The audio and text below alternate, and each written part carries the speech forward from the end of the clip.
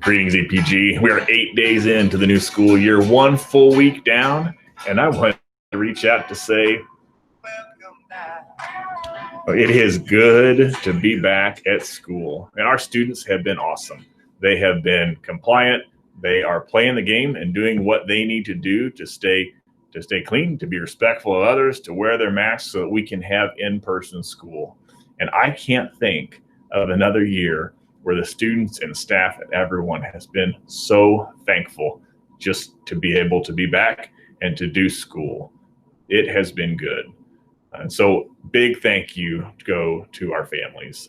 Parents, we know that you are working hard in your homes to have your kids and your families have the right attitudes to do what we need to do, to go back in person instruction and to have extracurricular events. And so we're thankful for you to set the tone and help us do that. Our staff, our custodians are working hard. Our bus drivers, assistants, teachers, everyone in the district has additional and new responsibilities and more ambiguity in their roles, but are working so hard and working together to make the kickoff to this year go well. Our staff is trying to think of all the ways they can to help support your students and get ready to transition to remote learning if that's necessary.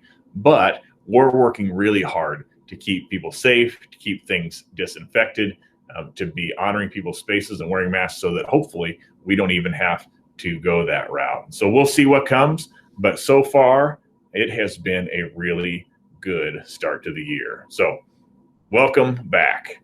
I do want to update you on the EPG COVID-19 Dashboard. So I sent this out last Friday in the update email, and I will do that every single Friday. Kind of a plug, if you're seeing this video and you don't get our weekly update that comes out Fridays or sometimes Saturday mornings, feel free to email Kate Ringer. It's kate.ringger@unit11.org. We'll get you on that list so you get the weekly updates. You don't have to be a parent or a staff member or anybody, but if you want that weekly update to see what's going on in our community and specifically the school district, feel free to reach out. We'd be glad to put you on that list and keep you in the loop. So we'll send this information out every Friday. So you'll see this week we have 14 students who are quarantined, no staff.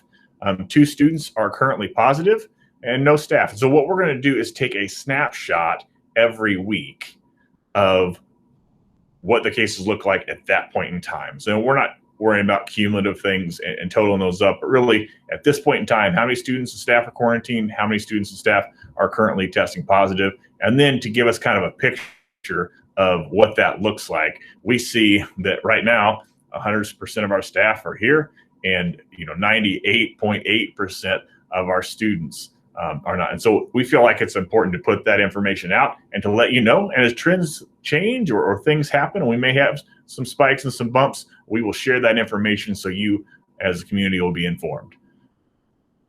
So we'll keep doing that, but so far, so good. The other big thing I want to talk to you about is if you remember long, long ago on Friday, March 13th, when the school shut down, while the world was talking about coronavirus, we were talking about an upcoming referendum. And that next Tuesday, over 80% of the people in EPG who went and cast a ballot said yes for EPG and yes to a new junior high. And so we have been doing the work, albeit under a cloud of coronavirus, it seems, but we've been doing the work to get ready for that fall 22 opening of the new facility. And so we've had staff members and teachers and administrators working together to kind of talk about what needs to be in there. We've worked with our architect team from Farnsworth Group. We've selected a construction management team from Core Construction. We've visited some schools, came back, talked through and visited some more schools, and really are beginning to narrow down exactly what those plans are going to look like for the new junior high. And we thought, you know what? It'd be really good to show you some pictures. So I hope that these pictures get you as excited about what's to come as I am. So here is the first look at the new EPG junior high. And if you imagine this building sitting pretty much right on the football field, not exactly, but close to the football field there on the junior high campus. And so the road between the two buildings right now would be here. You kind of get a picture of where that would be. And so what you have is an entrance, a cafeteria lobby right here. There's the 5th, 6th grade wing, the 7th, 8th grade wing. Then there's the gym. The offices will be up front. The fine arts rooms will be back here with locker rooms here at the end. And so that picture gives you a feel. I don't know about you, but it makes me excited for what is to come. Here's another look at the same thing as you go through the entrance. One big improvement is we will have a central secure entrance for the new junior high. And so as folks walk in during the school day, they'll come through one set of doors, and then they'll be directed into the office. And it would be through the office with permission if anybody would be accessing the rest of the building. So there's the entrance. It goes into the cafeteria and the gym for when we have extracurricular events. That works pretty well. There'll be space for concessions and those kind of things in here. During the school day, this is the 5th, 6th grade wing, and you go back here for the 7th, 8th grade wing. Each of those wings have classrooms and things set up. Primarily, each grade will have a hallway.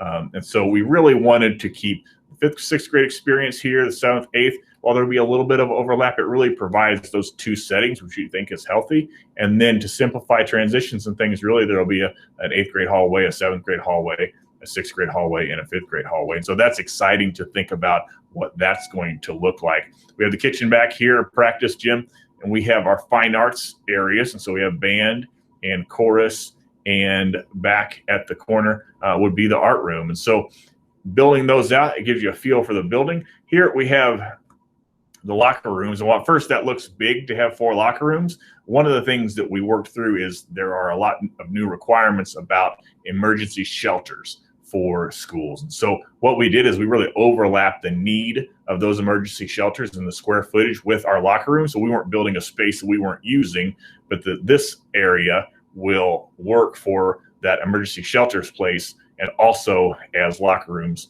for our students. So that is just a quick picture of what the new junior high will look like. We are working hard to make that happen. We have, again, Core Construction and Farnsworth Group that we're partnering with on that project. There are a couple board members on the committee, and we'll continue that work in the months ahead. The next few months, we'll be narrowing down the details of what that's going to look like, getting some things ready for bid packages and things. And then in the spring, really around the end of the school year, we'll be breaking ground. And the work will happen this summer, the 21-22 school year, and then the summer of 22. So then the fall of 2022, we will have a new school that we'll be joining. So that's exciting. Wanted to share that with you, and we will continue to update you along the way about progress on that project. Just in closing, I want to say thank you to our community. It has been a pressure-filled and stressful and unusual start to the school year, and yet we know that your attitudes and willingness to do what's needed to make sure we provide the in-person learning opportunity for our students is what has made this a possibility. And so as we deal with the challenges, we know that our students are learning not only content, but they're learning how to do it in a way that cares for one another, that does it together as a community. And so together, we can make sure this is an opportunity for our kids to learn information and content, but also to learn how to do hard things together as a community and to support one another. And so I am so thankful that my kids get to grow up here at EPG, that we get to be a part of this community as we go through hard things together. And we know that there will be a day when we look back and remember the challenges of this year, but we will be on the other side. And so thanks for continuing to support one another. Let's work together to make this year a great year in spite of the challenges.